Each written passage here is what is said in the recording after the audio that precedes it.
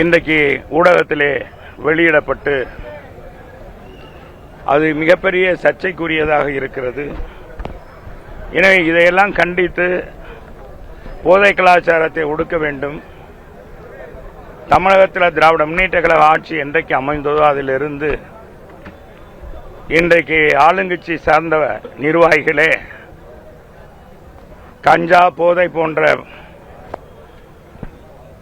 அந்த விற்பனையில் தங்களை ஈடுபடுத்திக் கொண்டிருக்கிறார்கள்.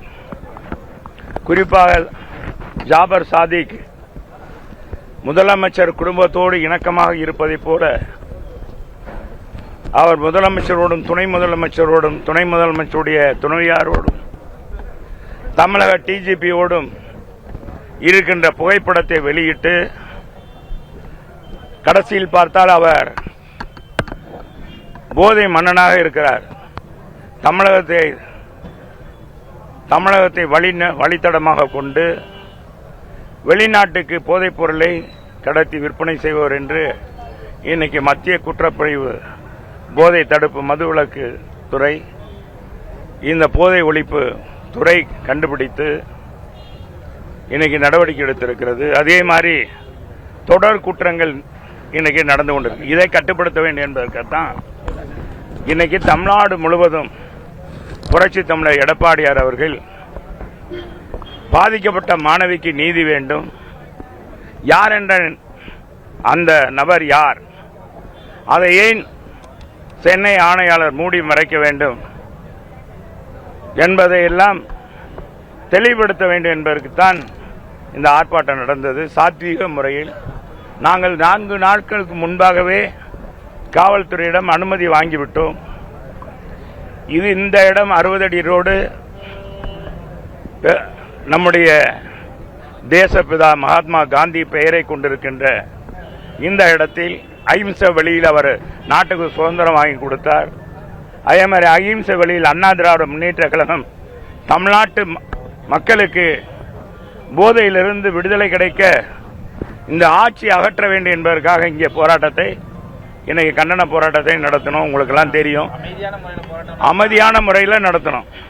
எந்த விதமான யாருக்கும் எந்தவித தொந்தரவும் கிடையாது, போக்குவரத்தே இல்லை.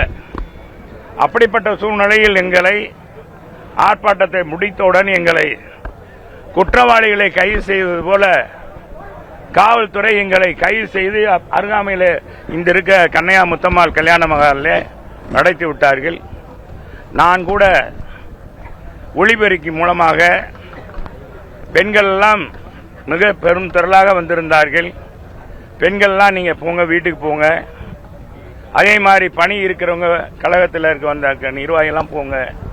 யார் இங்கே 24 மணி நேரம் இங்கே 12 மணி நேரமோ அல்லது அரசாங்கம் சொல்கிற அளவுக்கு எப்படியெல்லாம் நம்ம எப்படி செய்வார்கள்னு தெரியாது. ஏன்னா புத்தாண்டு பிறக்கிற ஆங்கில புத்தாண்டு பிறக்கிற இந்த சூழ்நிலையில் போகிறவங்கெல்லாம் போகலாம் என்று சொல்லிவிட்டு நாங்கள் இங்கே 500 பேர் கலந்து கொண்டோம்.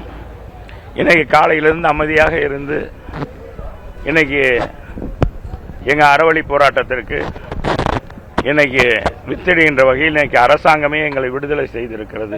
இதுதான் இது இந்த எப்பவுமே வழக்கமான ஒன்று. இந்த அரசாங்கம் இவர் இன்னைக்கு இருக்க முதலமைச்சர் மட்டுமல்ல, அவங்க அப்பாவும் அப்படித்தான் தொடர்ந்து அண்ணா திராவிட முன்னேற்ற கழகத்தை அச்சுறுத்துகின்ற வகையிலும் தொண்டர்களை கட்டுப்படுத்துகிற தொண்டர்களுடைய எழுச்சியை இதுபோன்ற நடவடிக்கையின் மூலமாக குறைத்து விடலாம் என்று எண்ணுவது,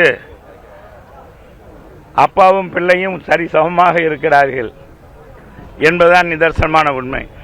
ஆனால் நாங்கள் அதுக்கெல்லாம் பயப்பட மாட்டோம்.